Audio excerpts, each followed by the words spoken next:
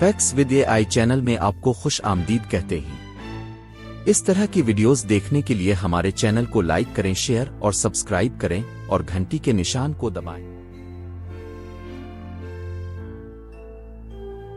वादी सिंध की तहजीब इंडस वैली सिविलाइजेशन दुनिया की कदीम तरीन तहजीबों में शुमार होती है। ये तहजीब तकरीबन 3300 कब्ल मसीह से 1300 कब्ल मसीह तक बरसगीर में कायम रही। आज के पाकिस्तान, अफगानिस्तान और भारत के कुछ हिस्सों में इस तहजीब के आसार मिलते हैं, जिनमें हड़प्पा, मोहनजोदड़ो और दीगर कई शहर शामिल हैं। इंडस सिविलाइजेशन न सिर्फ अपनी तरक्की याफ्ता शहरी मंसूबाबंदी और जदीद तर्ज जिंदगी के लिए मशहूर है, बल्कि इसके ज़वाल और गुमशुदगी के हवाले से कई राज और पुरस्रार पहलू भी मौजूद हैं।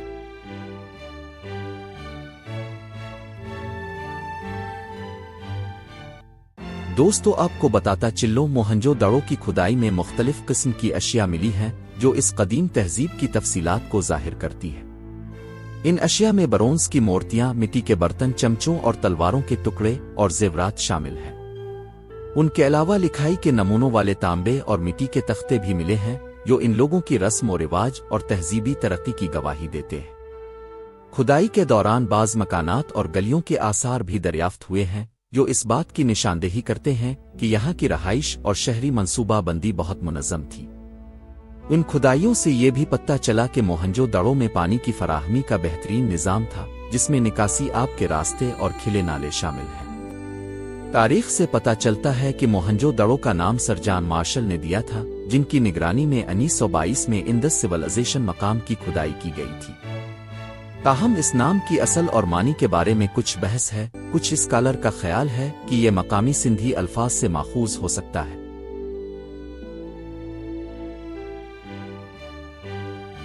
मोहनजोदड़ो का लफ्ज सिंधी ज़बान से आया है, जिसका मतलब है मर्दों का ढेर। ये इस शहर के खंडरात को बयान करता है, जो एक वक्त में बहुत तरक्की याफ्ता और खूबसूरत शहर था। 2016 में आर्कियोलॉजिकल सर्वे ऑफ इंडिया के मुहक्किकीन ने इस इंडस सिविलाइजेशन पर एक अहम तहकीक की। उनकी तहकीक के नताइज से पता चला कि यह तहजीब कम अज कम 8000 साल पुरानी है। इस नई तहकीक के मुताबिक इंडस सिविलाइजेशन मिस्र और मेसोपोटामिया की तहजीबों से भी पहले वजूद में आई थी। अब तक क्या दरियाफ्त हुआ है, हम आपको बताने की कोशिश करेंगे।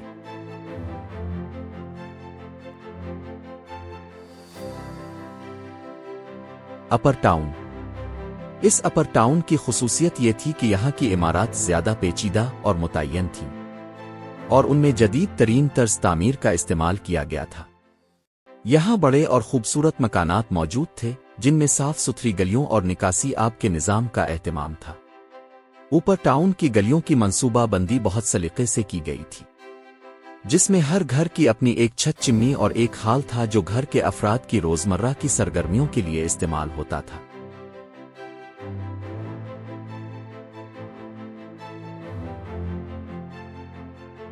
मोहनजोदड़ो का असेंबली हाल एक अहम तारीखी मकाम है। असेंबली हाल मोहनजोदड़ो के शहर के मरकजी इलाके में वाक़े है और इसे एक बड़े अवामी इज्तिमा और सरकारी मामलात के लिए इस्तेमाल किया जाता था। ये इमारत एक मुरब्बा मुस्ततील शक्ल में तामीर की गई थी, जिसके अतराफ में खिड़कियां और दरवाजे थे, ताकि हवा की आमदोरफ्त बरकरार रहे। ये असेंबली हाल मुमकिना तौर पर मकामी हुक्काम, मजहबी रहनुमाओं और अहम शख्सियतों के इजलासों के लिए इस्तेमाल होता था। यहाँ पर मुख्तलिफ मसाइल पर तबादला ख्याल किया जाता होगा, जैसे इंतजामी उमूर, मजहबी रसूमात और अहम फैसले। कुछ माहिरीन का ख्याल है कि यह हाल कुछ नौयत की अदालत और मजहबी इबादत के लिए भी इस्तेमाल होता था। मोहनजोदड़ो की अभी तक 10% खुदाई की गई है, जिसमें मिट्टी के बर्तनों की बड़ी तादाद दरियाफ्त हुई है। ये बर्तन मुख्तलिफ साइज और शक्लों में थे, जो कि घरेलू और तिजारती मकासद के लिए भी इस्तेमाल होते थे। इन बर्तनों की सतह पर फनून लतीफ़ और नक्श ओ निगार भी मौजूद हैं, जो इस दौर की सकाफत और ज़हनी सतह को जाहिर करते हैं।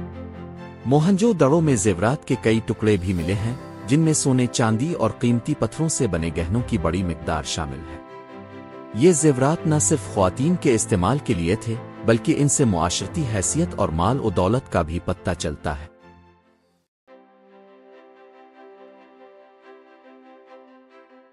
मोहनजो दड़ो में मुख्तलिफ सील्स और मोहरें दरियाफ्त भी हुई है जो कि अक्सर संग मरमर आ मिट्टी से बने हुए हैं। इन मोहरों पर नक्श व निगार जानवरों के नक्श और बाज़ औकात हड़प्पा रस्म अलखत भी नुमाया है। ये महर अमूमन तिजारत के लेन देन में इस्तेमाल होते थे। खुदाइयों में कई तिजारती अशिया भी दरियाफ्त हुई जैसे कि स्टोन्स, मदनियात, सोती कपड़े और दीगर सामान जो तिजारत की निशानदही करते हैं। मोहनजो दड़ो के खंडरा में कुछ मजहबी नौयत की अशिया भी दरियाफ्त हुई जैसे कि छोटे बुत मुजस्समे और इबादत गाहों के आसार लगते हैं। उन अशिया से ये पता चलता है कि यहाँ के लोग मजहबी तौर पर भी काफी तरक्की याफ्ता थे। दोस्तों, यहाँ के सीवरेज सिस्टम को देख के अब दंग रह जाएंगे। सीवरेज का निज़ाम न सिर्फ इस वक्त के लिए जदीद था बल्कि आज के दौर के कई शहर भी इसकी सतह तक नहीं पहुंच सके हैं। यहाँ के शहरियों ने पानी की निकासी और सफाई के निज़ाम को इंतहाई अहमियत दी थी। मोहनजो दड़ो की गलियां सीधी और मुतवाज़ी तरतीब में बनाई गई थीं ताकि पानी की निकासी को बेहतर बनाया जा सके। शहर की गलियों में एक खास अंदाज से खिंचाकुन ड्रेनेज चैनल्स बनाई गई थीं जिनके जरिए बारिश के पानी और घरेलू पानी को निकाला जाता था। मोहनजो दड़ो में सीवरेज के निज़ाम में एक जाल की शक्ल में पाइपलाइंस और खिंचाकुन का इस्तेमाल किया गया था। इन चैनल्स की साख्त इतनी मजबूत थी कि आज तक उनकी बाकियात देखे जा सकते हैं। इन चैनल्स का मकसद सीवरेज और गंदे पानी को एक मरकजी मकाम तक पहुंचाना था जहां इसे साफ किया जा सके और दूर तक निकाला जा सके। घरों में भी निकासी आब के लिए खुसूसी निज़ाम था। हर घर के बाहर एक छोटा सा गड़ा था जिसके जरिए गंदे पानी को मरकजी सीवरेज चैनल्स में मुंतकिल किया जाता था। इस निज़ाम की बदौलत गलियों और घरों में पानी का जमा होना कम से कम था और सफाई का इंतजाम बेहतर था।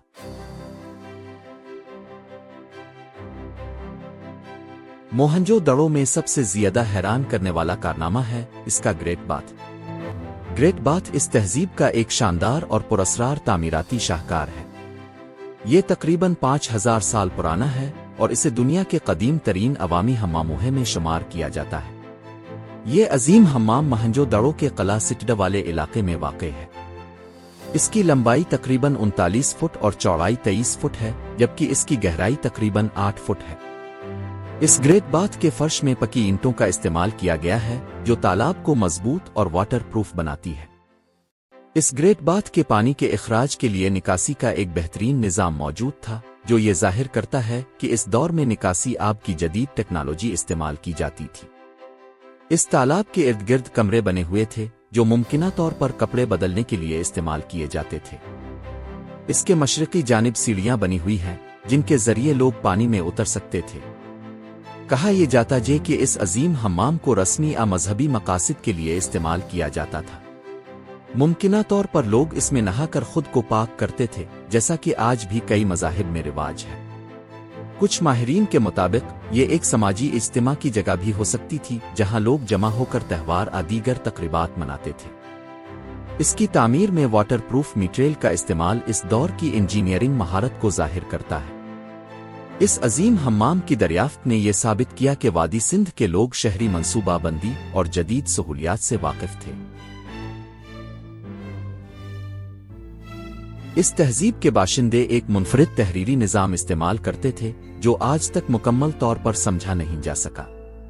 माहिरीन को मोहरों पर कंदा तहरीरी निशानात और तस्वीर मिली हैं जिनमें अक्सर जानवरों, इंसानी इश्काल और गैर मरूफ अलामतें शामिल हैं। ताहम उन अलामात को किसी भी जदीद ज़बान से जोड़ने में कामयाबी हासिल नहीं हो सकी। अगर इस तहरीर को पढ़ लिया जाए तो शायद ये तहजीब मजीद राजों से पर्दा उठा सके। ये तहजीब तिजारत में भी तरक्की याफ्ता थी। माहिरीन के मुताबिक वादी सिंध के लोग मेसोपोटामिया जो कि मौजूदा इराक और दीगर कदीम तहजीबों के साथ तिजारत करते थे।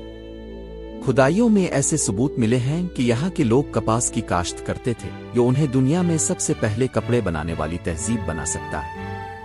इस तहजीब के तिजारती निज़ाम की एक और हैरत अंगेज बात यह है कि यहाँ से के इस्तेमाल होने के कोई शवाहिद नहीं मिले।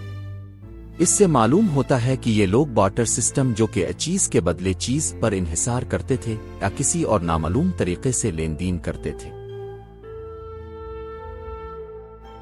सिंध सिविलाइजेशन के मजहब के बारे में कोई यकीनी मालूमात मौजूद नहीं। تاہم مختلف مہروں اور مجسموں کی مدد سے کچھ اندازے لگائے گئے ہیں۔ ایک میر پر ایک دیوتا کو یوگا کی حالت میں بیٹھا دکھایا گیا ہے، جسے بعض محققین پشوپتی شیو یعنی ہندو دیوتا شیو سے جوڑتے ہیں۔ دیویوں کی مورتیاں بھی دریافت ہوئی ہیں، جو اس بات کا اشارہ دے سکتی ہیں کہ یہ لوگ زرخیزی کی دیوی کی پوجا کرتے تھے۔ اس کے علاوہ بیل اور دیگر جانوروں کی تصاویر سے معلوم ہوتا ہے کہ شاید ان کا کوئی مذہبی یا ثقافتی مطلب تھا۔ یہ ہے پجاری بادشاہ، جس کو پریسٹ کنگ بھی کہا جاتا ہے۔ یہ ایک مشہور مجسمہ ہے جو سندھ کی تہذیب کے بارے میں اہم معلومات فراہم کرتا ہے۔ یہ مجسمہ 1927 میں مہنجو دڑو کے کھنڈرات سے دریافت ہوا تھا اور اس وقت کراچی کے نیشنل میوزیم آف پاکستان میں محفوظ ہے۔ یہ چھوٹے سائز کا پتھر کا مجسمہ جس کی اونچائی تقریباً 7 انچ ہے۔ یہ اسٹیٹائٹ نامی نرم پتھر سے تراشا گیا ہے۔ اس مجسمے میں ایک داڑھی والے شخص کو دیکھا جا سکتا ہے جو ایک بڑی چادر پہنے ہوئے ہے، جس پر 3 دائرے والے پھولوں کا ڈیزائن بنا ہوا ہے۔ اس کی آنکھیں بند سی نظر آتی ہیں، جو گہری سوچ اور روحانی دھیان کی علامت سمجھی جاتی ہے۔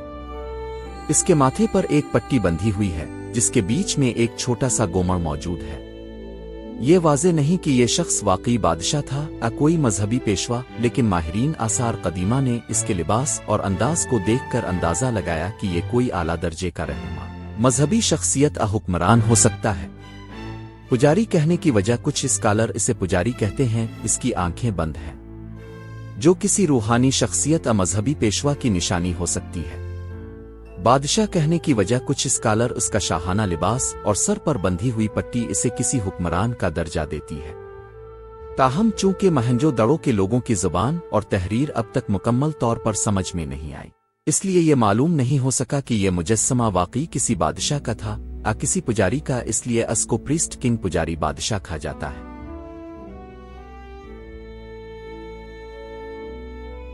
اب ہم آتے ہیں ایک مشہور کانسی کی مورتی پر۔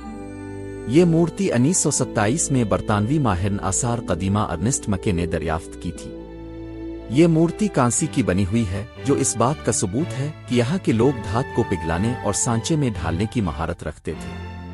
یہ ایک نوجوان لڑکی کی شکل میں ہے جو نہایت خود اعتمادی کے ساتھ کھڑی ہے۔ اس کا دایاں ہاتھ اس کی کمر پر رکھا ہے، جبکہ بایاں ہاتھ لمبا اور نیچے کی طرف ہے، جو ایک منفرد اور بے فکری کا اظہار کرتا ہے۔ اس نے چوڑیاں پہنی ہوئی ہیں جو تقریباً پورے بازو کو ڈھانپتی ہیں، اور یہ زیورات وادی سندھ کی ثقافت میں خواتین کی اہمیت کو ظاہر کرتے ہیں۔ یہ مورتی اس بات کا ثبوت ہے کہ وادی سندھ کے لوگ فن اور مجسمہ سازی میں ماہر تھے۔ اس کا انداز ظاہر کرتا ہے کہ اس دور میں شاید رقص اور فنون لطیفہ کا کلچر تھا۔ مورتی کا اعتماد بھرا انداز اس بات کی علامت ہے کہ اس تہذیب میں عورتوں کو ایک خاص مقام حاصل تھا۔ یہ نایاب مورتی آج نئی دہلی، بھارت کے نیشنل میوزیم میں محفوظ ہے۔ پاکستان نے کئی بار اس کی واپسی کا مطالبہ کیا ہے کیونکہ یہ موہنجو دڑو کی دریافت ہے، لیکن اب تک یہ بھارت میں ہی موجود ہے۔ اب ہم آتے ہیں اس تہذیب کے زوال کی طرف۔ وادی سندھ کی تہذیب کا زوال سب سے بڑا راز ہے۔ تقریباً 1900 قبل مسیح کے بعد ان شہروں میں آبادی کم ہونے لگی اور آخر کار یہ تہذیب تقریباً 1300 قبل مسیح میں مکمل طور پر ختم ہو گئی۔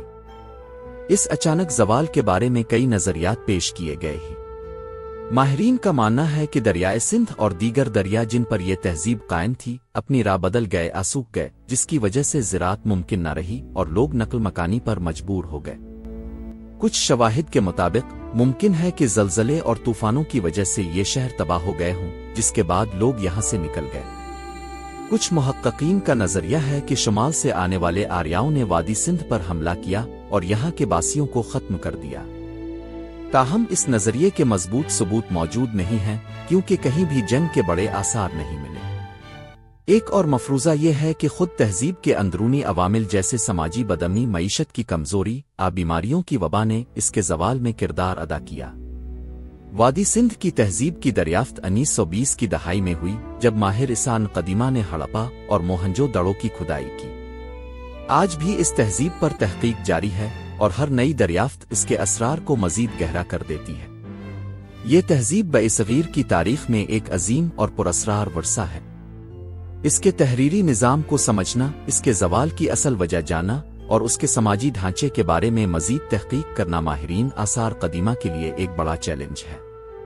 وادی سندھ کی تہذیب ایک حیرت انگیز ترقی یافتہ اور پراسرار تہذیب تھی جس نے کئی صدیوں تک برصغیر میں ایک شاندار تمدن کو فروغ دیا۔ اس کے شہری منصوبہ بندی، تجارتی نظام اور سماجی ڈھانچے سے ظاہر ہوتا ہے کہ یہ لوگ نہایت ذہین اور منظم تھے۔ تاہم اس تہذیب کی تحریر کا نہ سمجھا جانا اور اس کے زوال کا راز آج بھی ایک معمہ بنا ہوا ہے۔ جیسے جیسے نئی تحقیقات سامنے آئیں گی شاید ہم اس قدیم تہذیب کے بارے میں مزید جان سکیں گے، لیکن فی الحال ایک ایسی پراسرار داستان ہے جس کے کئی صفحات ابھی تک نامکمل